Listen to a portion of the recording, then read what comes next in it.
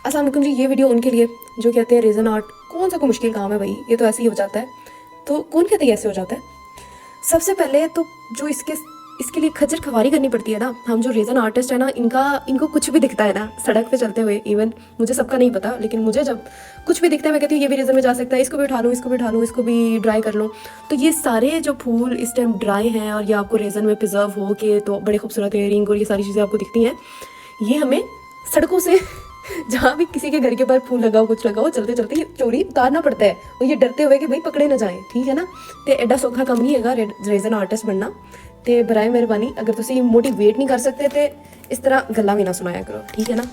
तो बाकी बेसिक जो हम आपको दिखाना चाह रहे हैं कि हम ऐसे अपने जो फ्लावर्स हैं वो प्रिजर्व करते हैं।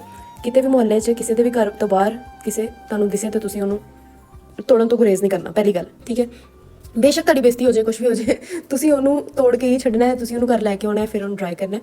ये जो ड्राई होता है ये है बेसिकली स्लीका जेल, ठीक है। स्लीका जेल मोस्टली लोगों को अगर नहीं पता तो वो जो मेडिसिन हम यूज़ करते हैं ना, नॉर्मल जो भी मेडिसिन होती हैं उनको ड्राई रखने के लिए उसमें छोटी छोटी थैलियाँ होती हैं, जिन्होंने बचपन च अम्मा साड़ी कहती होंदी सी ए नहीं खोलना, ये जहर होंदा है, ठीक है ना। तो वो वाली जो होती है उसको कहते हैं सिलिका जेल। मुझे भी नहीं पता था, आफ्टर सर्च मुझे पता चला कि वही सिलिका जेल होती है जिससे फ्लावर ड्राई करते हैं। वो थोड़ी सी बॉल्स बनी होती हैं, तो ये इस तरह रेत या पाउडर की तरह आप इसको कह सकते हो, ठीक है। इसमें आपके जो फ्लावर्स हैं बहुत अच्छे से ड्राई हो जाते हैं और देन आप उसको अच्छे से प्रिजर्व कर सकते हो, जैसे मैंने यहाँ पे किया।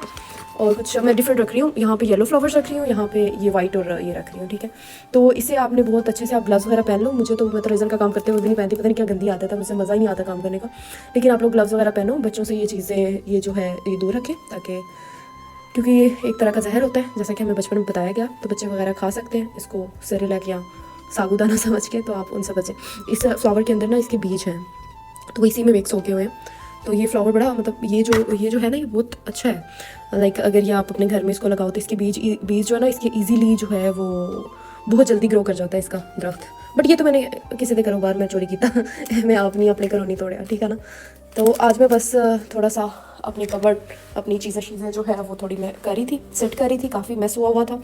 बस जी काम करने वाले बंदे का यही कमरे का हाल होता है। और ये मेरी लोगों की कबर्ड्स में जो है ना उनके कपड़े और बहुत ही खूबसूरत वो हो रहा होता है, लेकिन मेरी कबर्ड में यहाँ पे मोतियों की दुकान, यहाँ पे ये मेरी कैट का फूड, यहाँ पे नीचे सीमेंट और पता नहीं क्या क्या जो जान का जो है ना।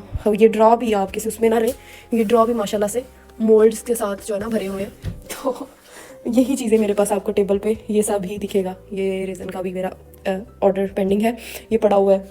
और बाकी कोई नहीं, अभी इनको मैं निकाली थी और इनको मैं बेसिकली ये इस तरह की लुक नहीं आनी थी। मेरे से गलती ये हुई कि मैं इनको भूल गई, मैंने कोई महीना भूल गई हूँ इनको रखे, जिसकी वजह से बहुत ज़्यादा ड्राई हो गए हैं, बहुत ज़्यादा इसके बीच निकल रहे।